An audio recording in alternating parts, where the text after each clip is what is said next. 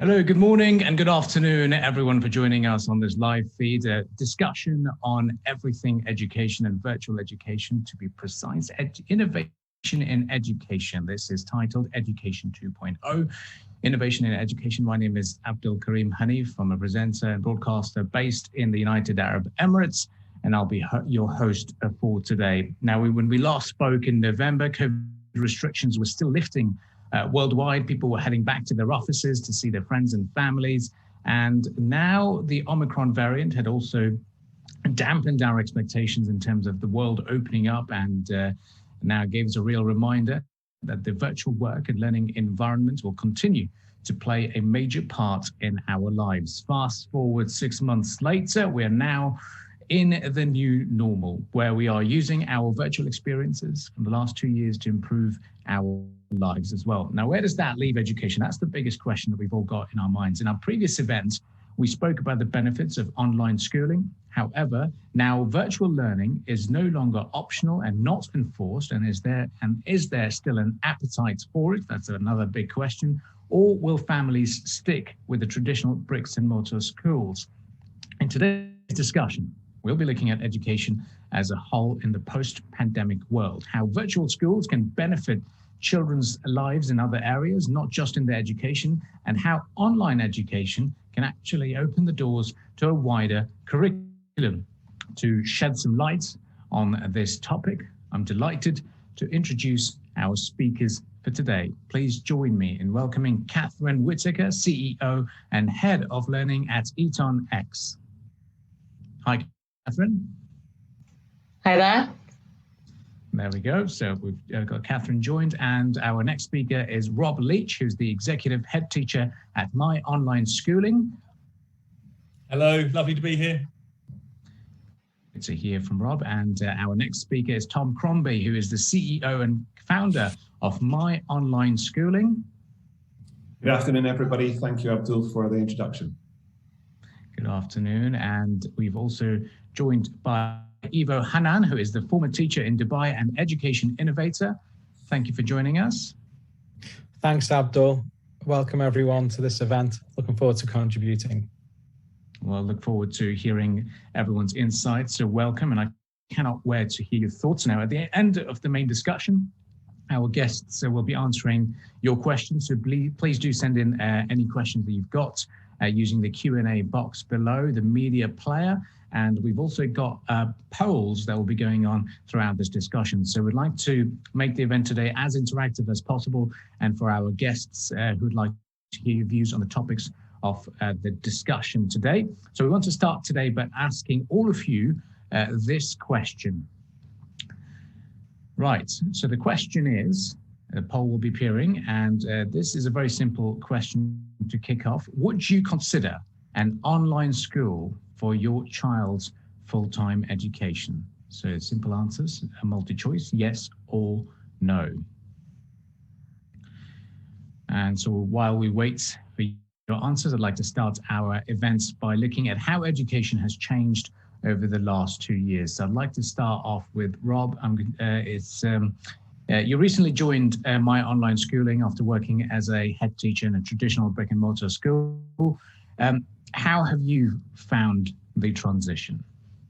Thank you, Abdul. It is lovely to be here with you all today.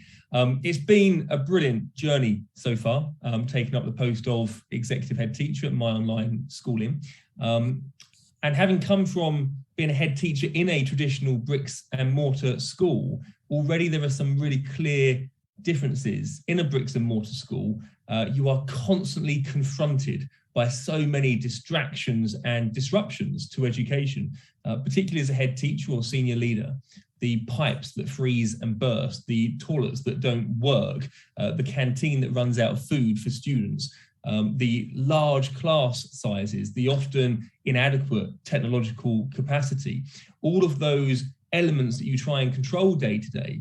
So to be in a school community now where you don't have many of those distractions and all of your energy, time, resources can be directed at students' teach and learning progress and their well-being without some of those distractions, that's tremendously exciting and already something that I'm really enjoying. Okay, and in terms of the experience of education during the pandemic, how has that helped you in the current role at My Online Schooling? Yeah, I think everyone in the sector over the pandemic has done a tremendous job in very difficult circumstances. And probably our profession hasn't had the credit or recognition that it deserves in terms of how people have had to adapt and adjust in very difficult circumstances.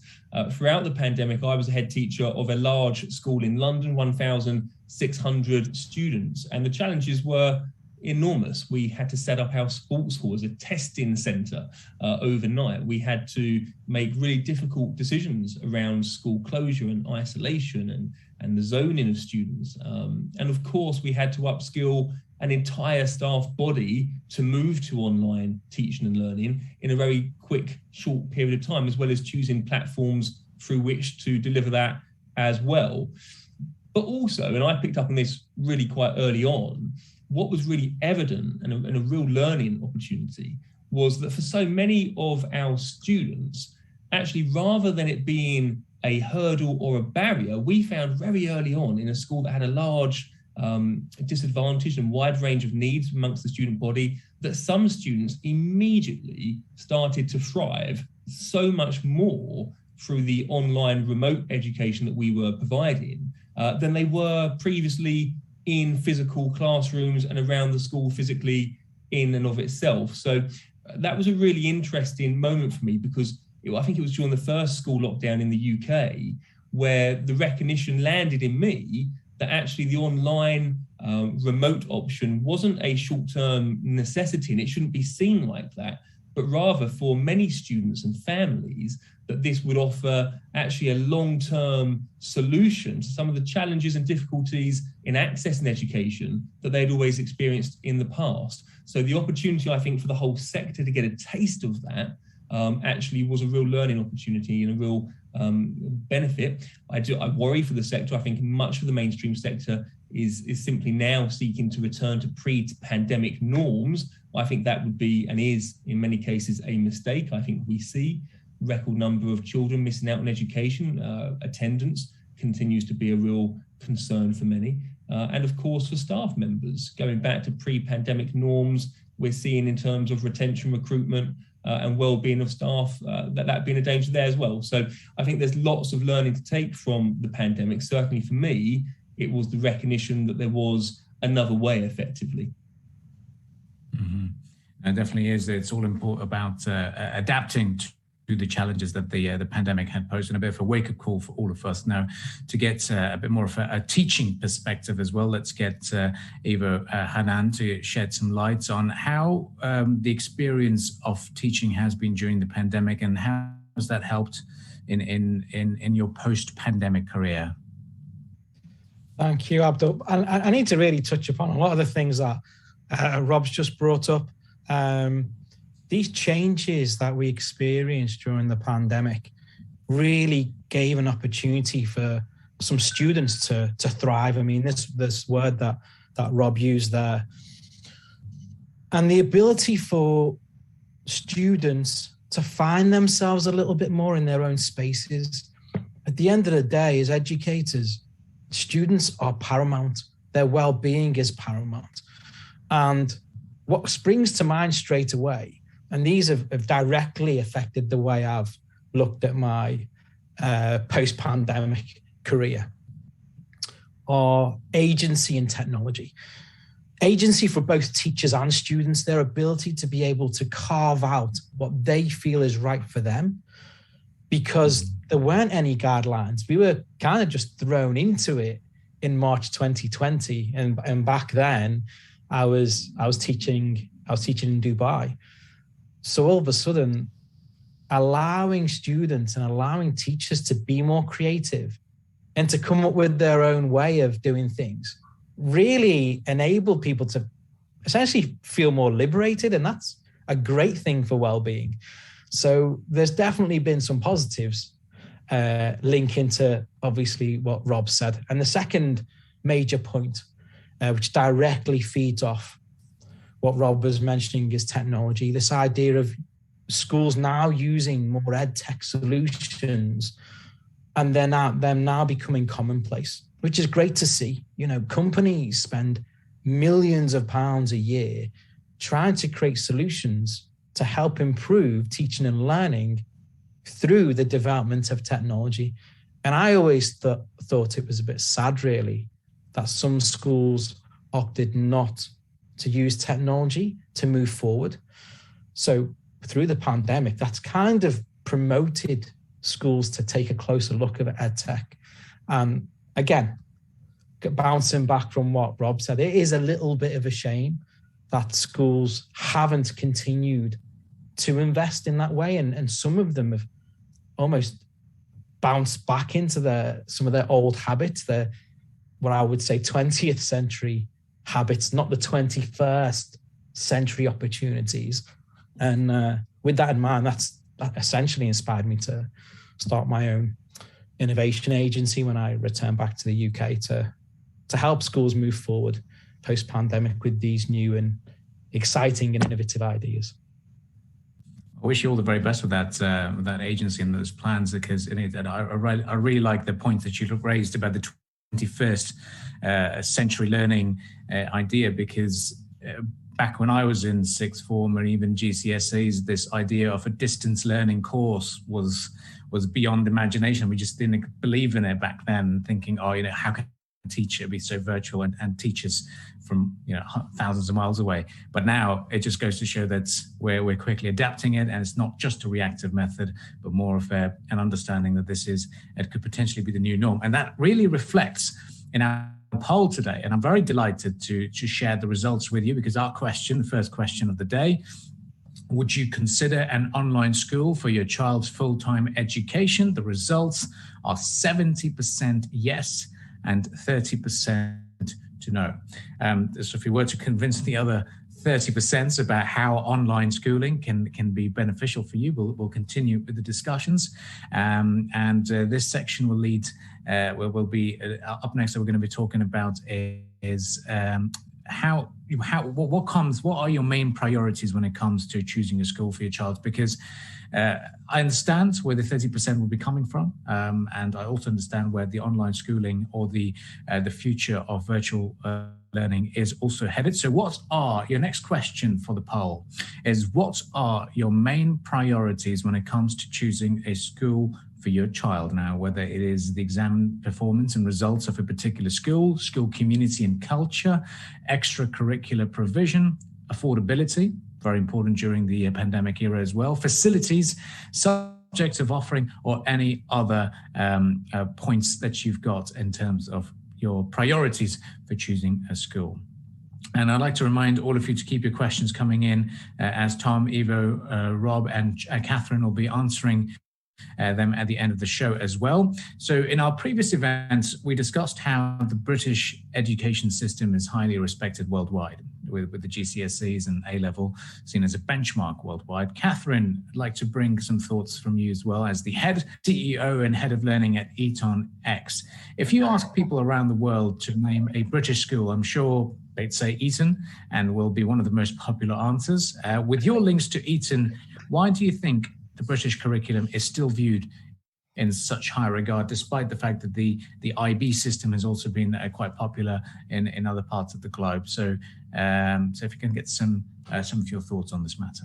I think there are lots of different answers to that question, and the priorities will be different for different families as well. But just to point to a few of them, I think the British system does encourage, first and foremost, independence of thought, and it sets store by creativity and originality, which I think are obviously incredibly important as we're in a world where knowledge is easy to come by, technical knowledge is easy to get, but the faculties to critique the enormous amount of content we're faced with every day has become even more valuable than it was, say, 50 years ago.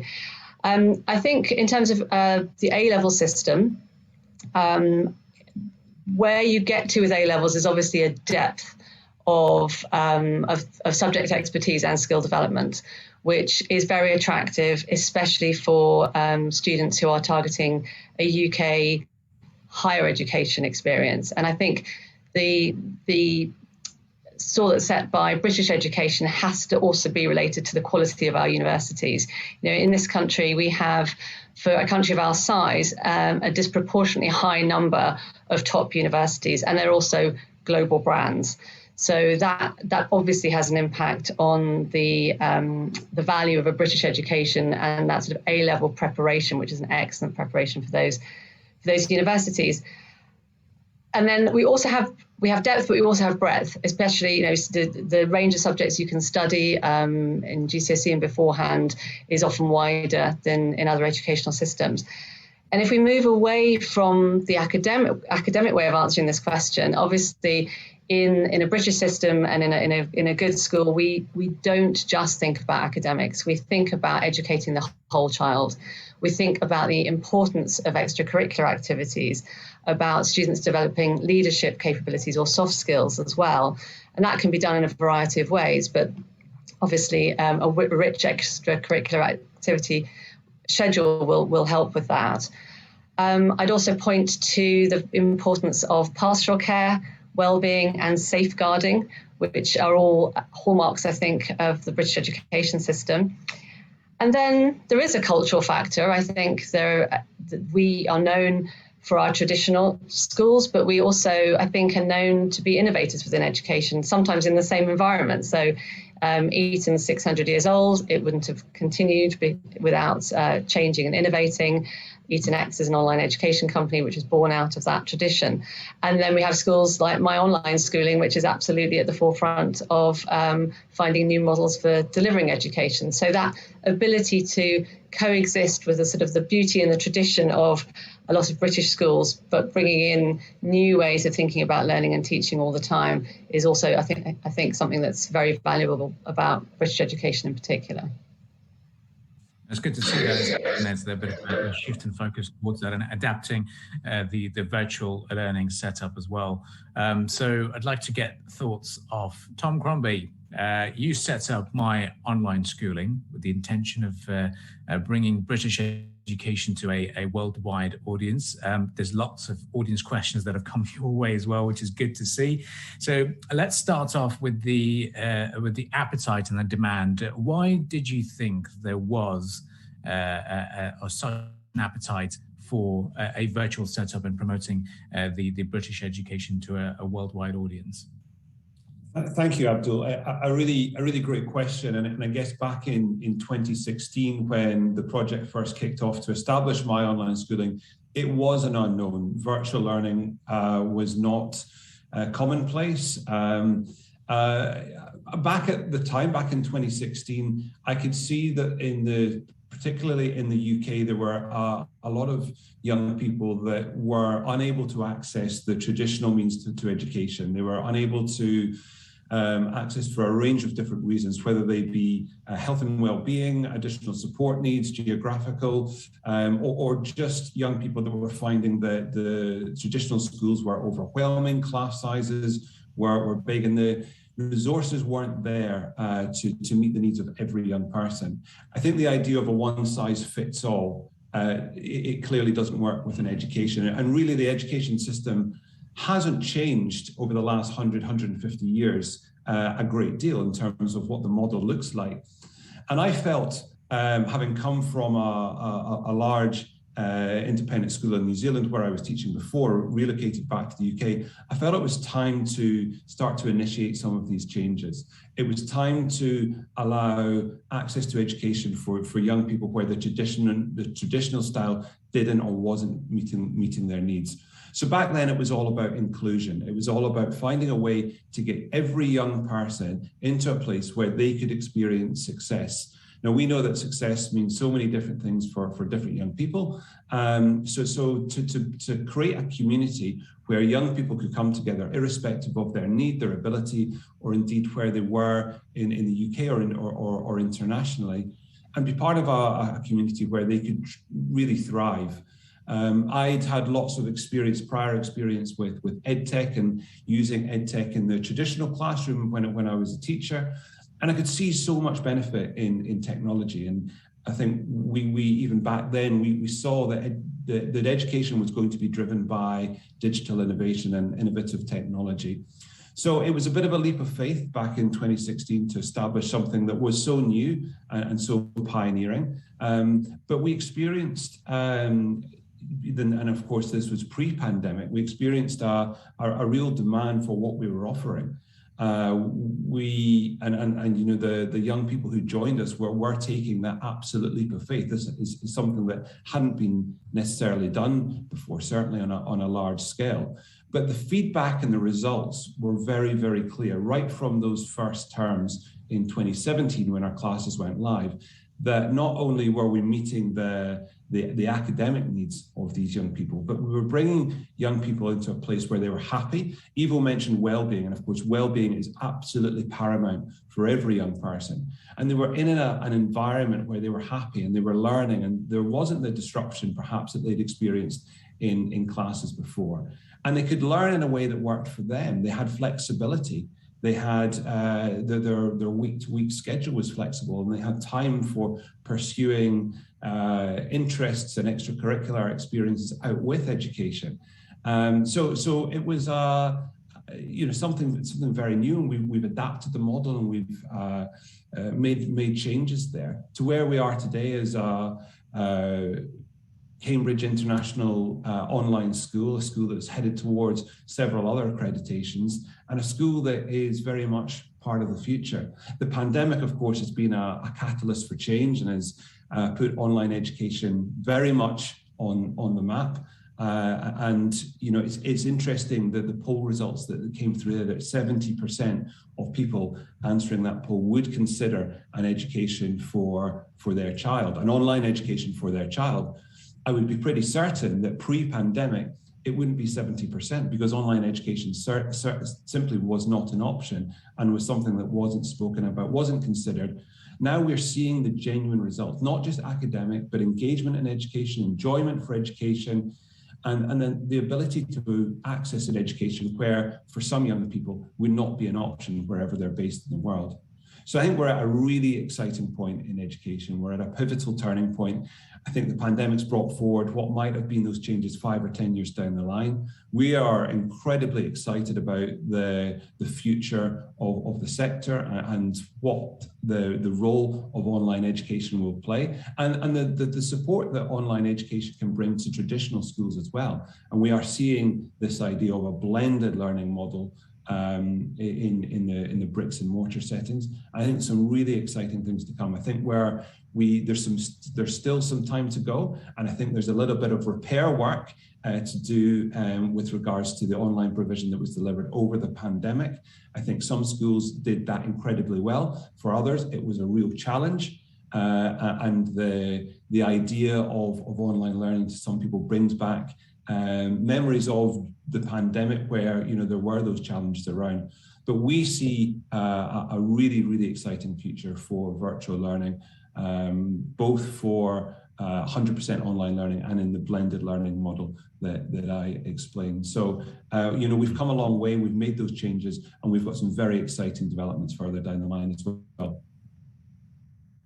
Right, and it does seem like an exciting future as well. We've got the blended learning experiences, we've got the hybrid working model as well, all going hand in hand. Now, it's been quite an interactive session so far, and I'm loving the idea that the audience are coming back with their responses as well. One of the questions that I really like from the audience as well, and it goes for Tom as well, is not many people like change. And when it comes down to assessment of the students and how we decide on their performance is always through that examination hall. 2 hours, it all comes down to it. Those 2 hours become so crucial. It also feeds to an industry of invigilators as well. So how does exams work in an online school? How can we make sure that it's all a streamlined and a very transparent process? So that's a question that's come up from the audience today. Great question, and certainly one of the first questions that our prospective parents ask us is how does it work when it comes to assessment and examination? Online and internally, we now have the technology to be able to run things like regular assessment, but also mock examinations. when it comes to the actual exams that are being sat as we speak, many of our pupils around the globe are sitting their exams at the moment. We partner with a number of exam centres. We've got access to exam centres in over 160 countries across the globe. So all of the main centres around the world have centres where our pupils can register as private candidates. They can go along and sit the exams in person, and the qualifications they will then receive, whether that's international GCSE or indeed AS or A level qualifications, they're the same qualifications that they would be getting in a bricks and mortar school. So as long as they are able to travel to their nearest exam centre, and more of these exam centres are coming around all of the time. So I think there's also lots of conversations happening just now about assessment and about how we assess our young people, and whether it comes down to that one high stakes exam, and is that really 21st century, preparing our young people for the 21st century. You know, we've had a fantastic and still do have an excellent working partnership with Catherine and Eton X, and the idea of skills-based learning is something that we are really excited about. And how do we ensure that we are assessing our young people, not just on academic attainment, but on the skills that they're going to need in the workplace in the 21st century. Lovely to hear that as well. And now, you know, we have to get through our agenda. There's lots to discuss. So many questions that do pop up. Another question that's just popped up from the audience is the cost, because if we were to do this meeting in person, you know, we'd have to factor in the cost of using trains to get to a specific location and booking a meeting room, team biscuits, the food, and all sorts. Cost is number one for families when it comes to an online setup. So how can an online schooling platform be a bit more cost effective for families? So I'll get Tom to start the discussion, and then we'll open it for the panel as well. Yeah, another great question, Abdul. And you highlighted there, you know, some of the answers effectively, that we are able to reduce our costs because of we are operating in a virtual environment. You know, we effectively have unlimited number of seats in the classrooms. Although we do cap our classes to an absolute maximum of 20, we don't have the costs of school buildings, of heating, of all of the other things that come with that. And of course, the requirement to have teachers all in one place and to have them traveling in. So with a reduction of those costs, we can pass that cost saving onto the parents. So for an outstanding in British international education, it comes at a fraction of the costs that would be incurred at a traditional bricks and mortar school. So that, you know, when we talk about inclusion and accessibility to learning, makes it more accessible for many more families. Great to hear that as well. So good to factor in the cost. Now, in terms of accreditation, my online schooling is Cambridge accredited. What does that mean, and why is it so important to have that accreditation on board as well? Yeah, we have recently done a Cambridge International School, which we are absolutely delighted about. What that means is that we have we meet a number of the requirements from Cambridge to be classed as a Cambridge school. So that's a long drawn out process that's taken many months and a lot of due diligence to make sure that we are meeting those very, very high standards. So the same standards that would be expected in traditional bricks and mortar Cambridge schools. We look forward to making more accreditations. The pandemic has of course brought about the conversations about where online education fits into the sector. And we're going through a number of other accreditations at the moment. So Cambridge is the first one, but we look forward to announcing further ones over the next few months. Exciting times ahead as well. And Catherine, if we can get your thoughts as well in terms of accreditation and what's on offer with Eton X.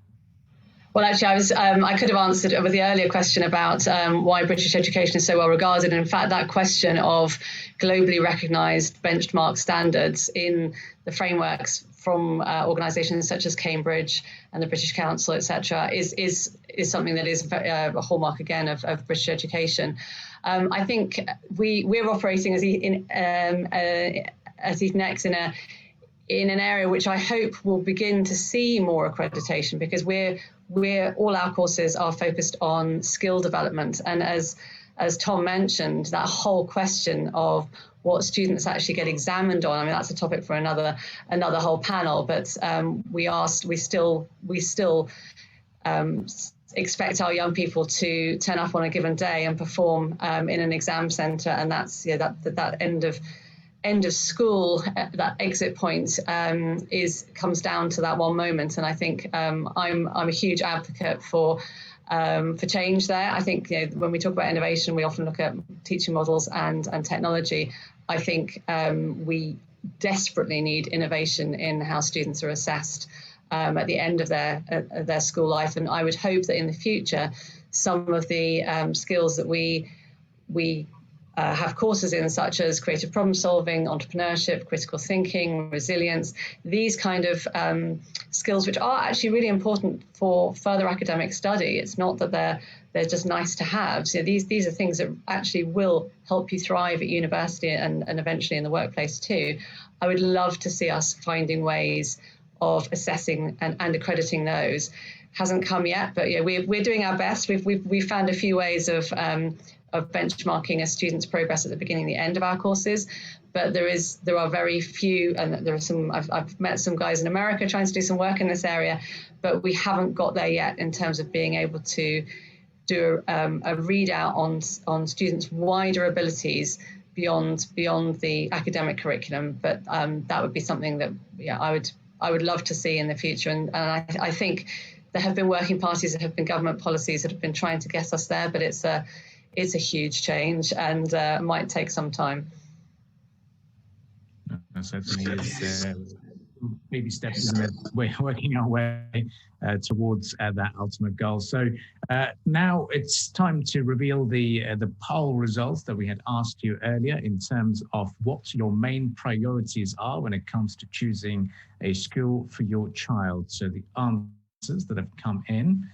Exam results and performance are one of the top ones. They are in joint top position with school, community and culture at 22%, followed by extracurricular provision at 11%, affordability at 11%, and facilities at 0%, and subject offering at 22%, and 11% as well is for when it comes to the other options as well. So great to see. Once again, just a bit of a reminder in terms of the updated results. In fact, it is exam performance.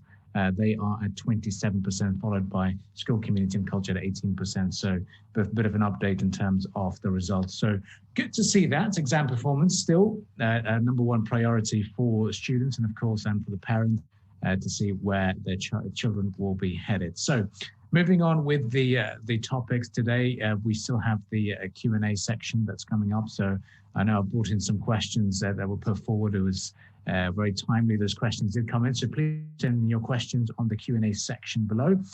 We still have more topics to cover. So now education is not only the mathematics or the English subjects or science. Extracurricular activities are very important as well, and the poll results do show that as a sizable percentage opting for that as well. In terms of child's development, many of our viewers would be under the impression that students that attend an online school are stuck to the computer for 5 hours a day, but that's not the case, is it? So let's ask Rob Leith first. In terms of extracurricular activities, it's not just 5 hours in front of a screen.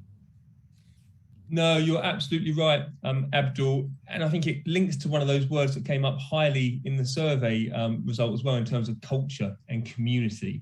And they're really powerful, really important, and very much present in my online schooling and online schooling as well.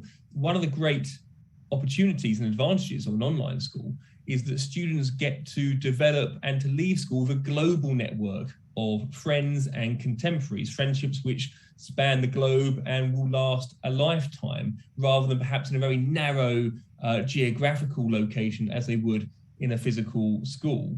And we run an extensive extracurricular program as well. We know that for students, that sense of community, and developing those friendships takes place not just in the classroom, but across the things that they are most passionate about. And as Tom said earlier, we want all of our students to experience success. That success will look different for all of our students. So we have extracurricular clubs that are as varied as book club or fit club, where students are out of their chairs and partaking in gymnastics effectively from the comfort of their own home. You won't need a gym membership once you're part of that club, that's for sure, Abdul. These students are active and engaged, but also are connecting with students and friends across the world. But we also have drama clubs as well. So it's quite an exhaustive list of activities. And it was interesting because the other day I was actually up in our Edinburgh office, and I have got 4 children myself, and one of my children is preparing for a chess competition, and normally a couple of times a week we'll try and play. He often beats me. We'll try and play chess, and obviously I was up in Edinburgh, he was down in London, and actually we decided in the evening that we played a virtual chess game over a computer, and it was brilliant. He won again, I still lost, but it was a wonderful way to interact, and actually he got just as much benefit from that as he would have done if we were playing physically as well. So the technology exists increasingly to enable those social interactions and that range of extracurricular clubs, but also what we see are the real benefits of students making friendships with students that live in completely different contexts, perhaps come from very different cultures, and how enriching that is to their social development and their friendship groups as well. There are some enormous benefits to that within an online school. Well, good to hear about the virtual chess competition. Well, best luck next time, for sure. Speaking about the virtual setup, I'd like to get Tom to shed some light on this as well. How are the extracurricular activities possible, and have they been popular as well? Yeah, they've been incredibly popular, Abdul. Our extracurricular activities largely at the moment, certainly over the past couple of years, have been delivered online. There are a fantastic way, as Rob highlighted there, to build community amongst our pupils. It's a slightly more informal setting where they can forge friendships, and those friendships often then go beyond the classroom or beyond the school. And we are aware, with our pupil base scattered across over 90 nations across the globe, that there's many in-person meetups as well, and many of our pupils are making friends and then extending that offline to the real world. So the extracurricular clubs are delivered online. Before the pandemic, we would run as well. We would run a number of in-person sort of adventure weekends, meetups, opportunities for families and young people to physically get together and take part in extracurricular activities and forge friendships offline in real life. In December, we had our first Middle East meetup in Dubai, where we had our growing cohort of families in the Gulf region come together in person for a day together. It was a fantastic event, and we plan to run many more of these over the next academic year across the globe and bring young people together in person and to forge those friendships. But also what online education allows is it allows flexibility in a child's week. So they're not going to be in school for 8 hours a day. They're not going to be locked in the classroom for 8 hours a day. They can select a timetable that works for them. So, when we speak to many of our pupils, they're doing more socially and more extracurricular activity than perhaps they were doing when they were in a bricks and mortar setting, because they have the flexibility to do that. I was speaking with a family recently, and their child is doing athletics, they're doing sailing, they're doing horse riding, and these were things that weren't possible when they were at school, just because they didn't have the time to do so. So what it allows is it allows for a lot of building of community online through our virtual classrooms, but it also allows the flexibility to make friends offline and to make friends in different contexts in real life. It's about rethinking the model. We are conditioned that school is 8:30 till 4:30, Monday to Friday, and relationships are made in the playground or in the classroom. it's rethinking that and thinking, well, where could my child socialize? Where could they possibly take part in different activities and meet different people? So there's lots of opportunity. We're really excited about the events that we're going to be running in our new academic year, which starts in September, both online and in person. Well, looking forward to that as well, and it's good to see that as the world is overcoming the challenges of the pandemic, we are offering that hybrid model, and certainly we've enjoyed that in hybrid workforce as well. The work-life balance. We'll come to the work-life balance aspect as well, but I'd like to get some more thoughts from Eva Hanan on how has advancements in technology helped with this, with the extracurricular provision, and thanks to the virtual setup and also the in-person meetings that have taken place. So I'd like to get your thoughts on this. Well, it's great to see that it's not only just within the education setting that this has changed. So expanding on obviously what Tom's mentioned about flexibility, what that allows is for students to essentially increase their ability to be agents of their own working day and have very few limits. You partner that up with things that are happening in the actual business world.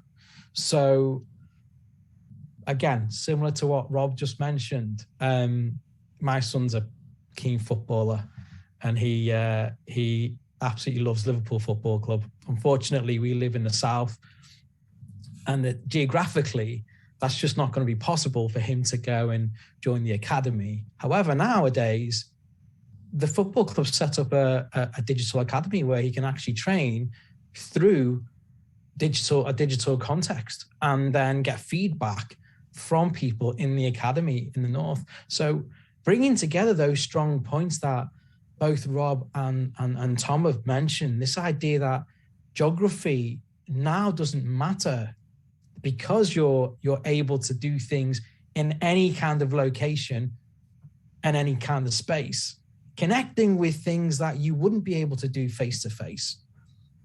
And coupled with having this flexibility of time gives a greater sense of ownership. And again, coming back to that point about well-being, it's so important for students to feel that they have control over how they feel about things day to day and how they want to move forward. And these opportunities are there for them to thrive, essentially. So I think it's absolutely brilliant that we're in this situation now. Yeah, very valid point in terms of empowering them to manage their own time and learn that very useful tool when they do graduate and move on and join the global workforce. I'd like to get Catherine to shed some light on this as well, in terms of how the technological advancement has facilitated in this empowering of the young ones to manage their own time and be the agents of their own schedule.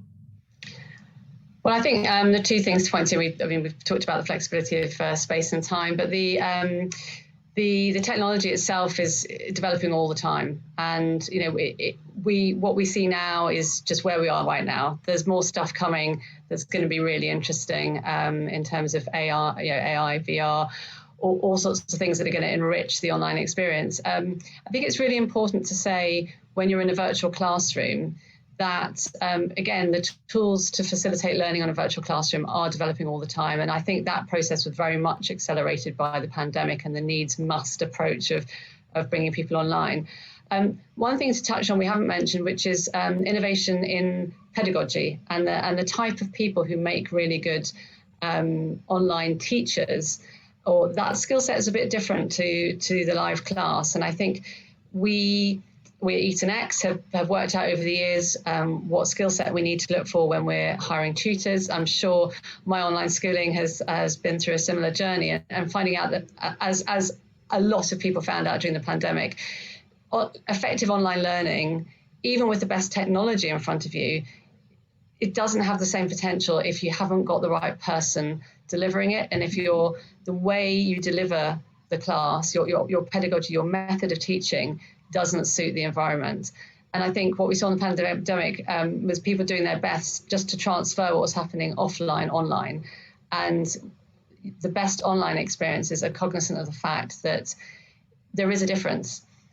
Students are going to experience everything differently, and teachers have to therefore be at home in that environment and thinking about the best ways to engage students, to deliver content, to develop skills and knowledge within their students. So I think the technology is going to continue. Sometimes the technology outpaces those skills actually, because something cool comes along, but it can sometimes be developed by people who haven't actually thought that hard about how it's going to be used in the classroom. EdTech can be a bit guilty of not spending enough time talking to teachers and thinking about what they actually need sometimes.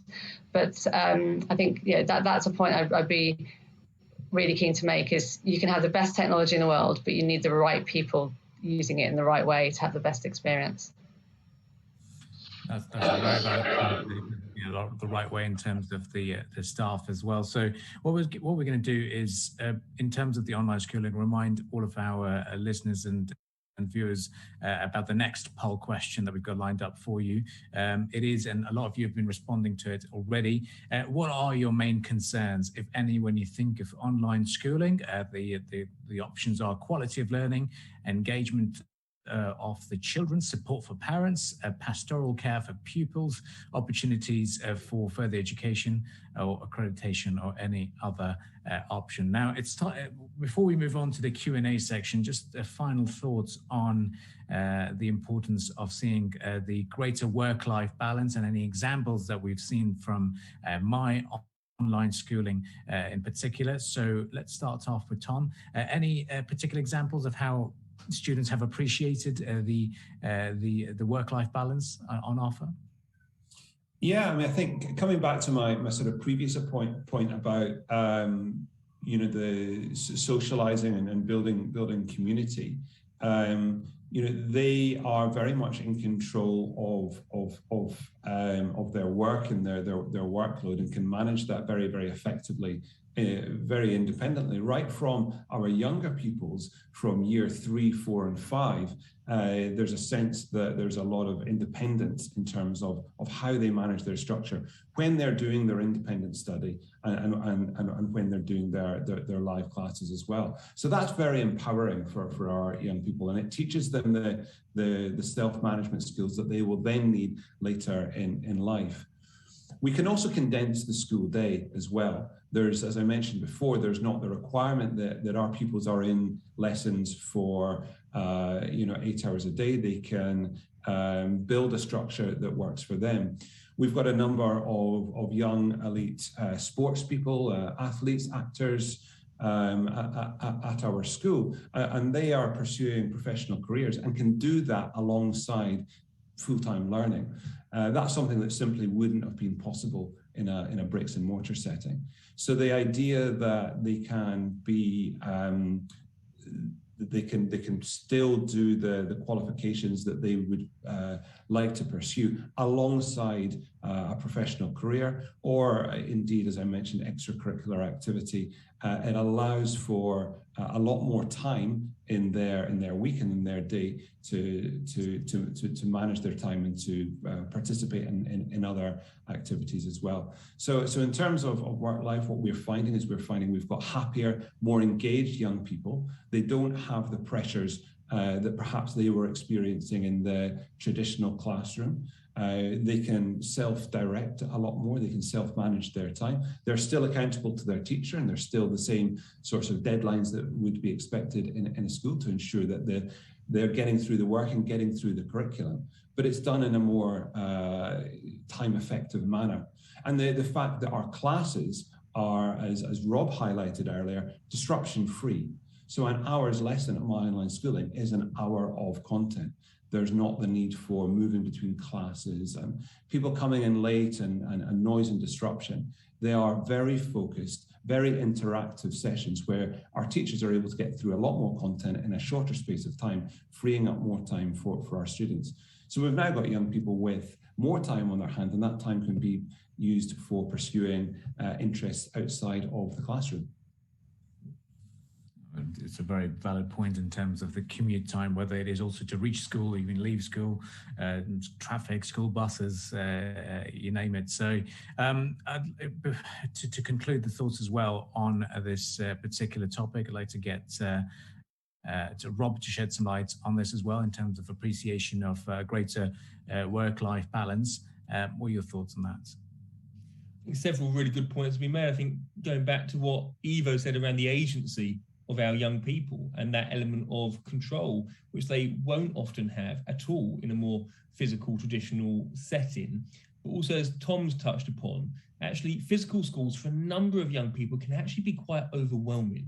To be in a confined area with a large number of students, the movement, the congestion that can cause, but also the disruption, the distractions that I mentioned earlier, that sometimes mean that the attention isn't fully on teaching, learning, and student well-being, that it often gets distracted and taken away onto other aspects of traditional school life that can get in the way. And the pace of progress, therefore, in a number of schools, physical, traditional schools, can be painfully slow compared to the progress and therefore the empowerment and the enrichment that our young people can feel in an online school. But I also think it's about staff well-being and workload too. Our teachers are able to focus 100% on high quality provision, on knowing their students really well, on ensuring that there's assessment and feedback to trigger and motivate students to make great progress in their studies. And when you look and compare that to the high staff turnover rates that we see in the traditional bricks and mortar schools, particularly at the moment, there was a survey back in April, I believe, where it suggested that 44% of teachers are considering leaving the profession within the next 5 years. That can be really quite damaging to young people who need that stability when it comes to relationships, but also structure and routine.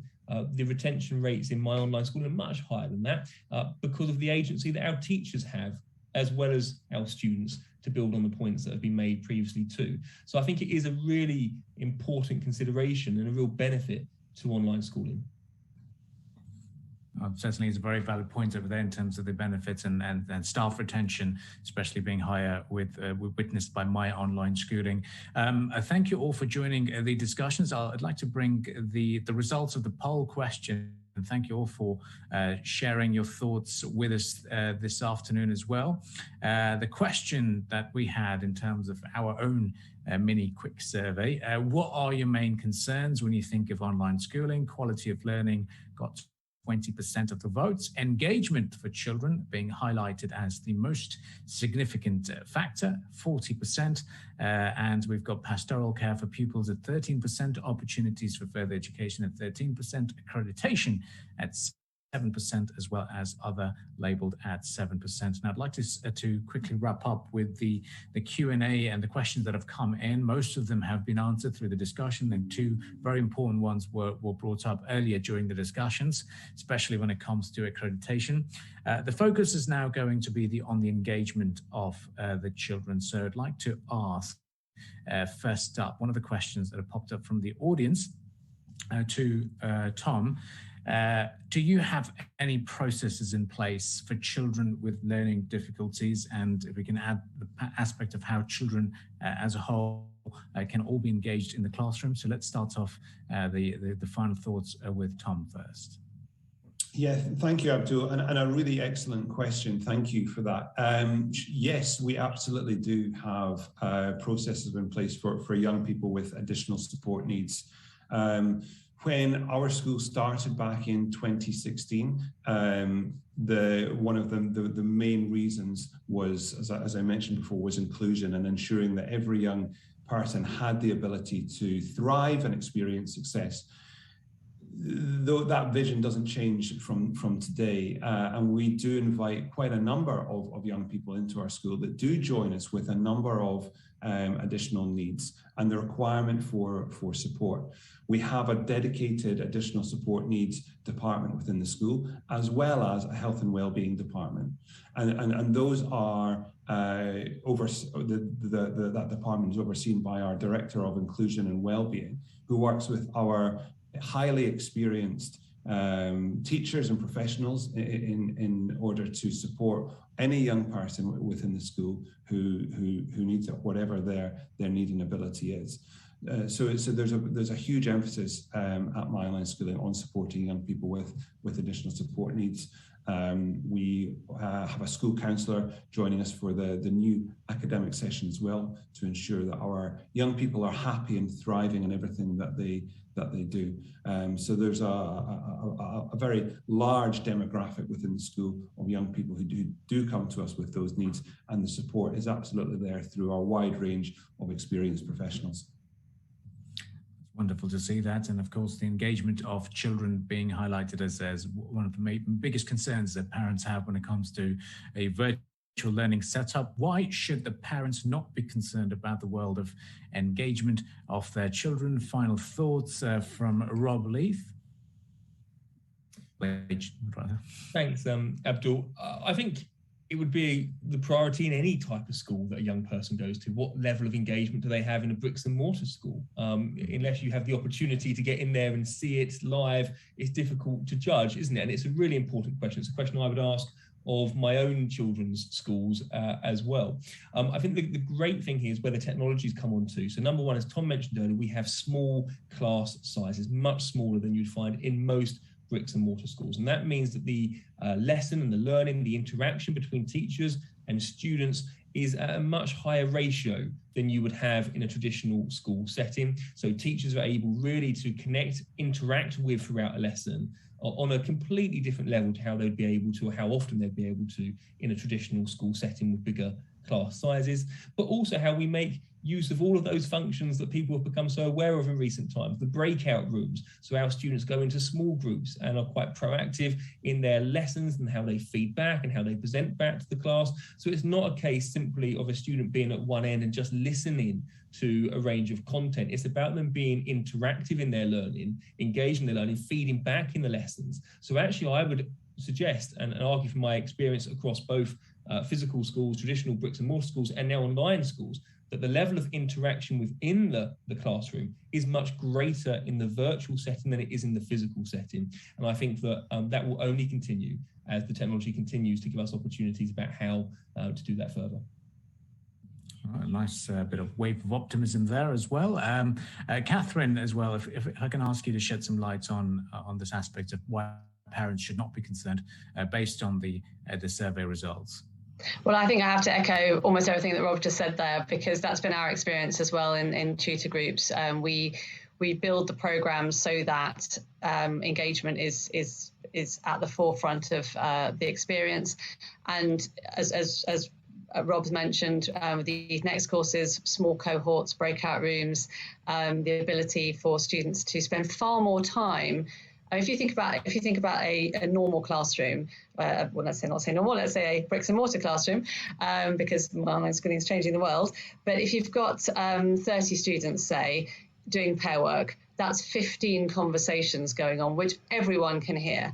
And if somebody has a really good idea and blurts it out in the group next door to you, you've got to try not, are you going to pretend that you didn't hear and not recycle that idea?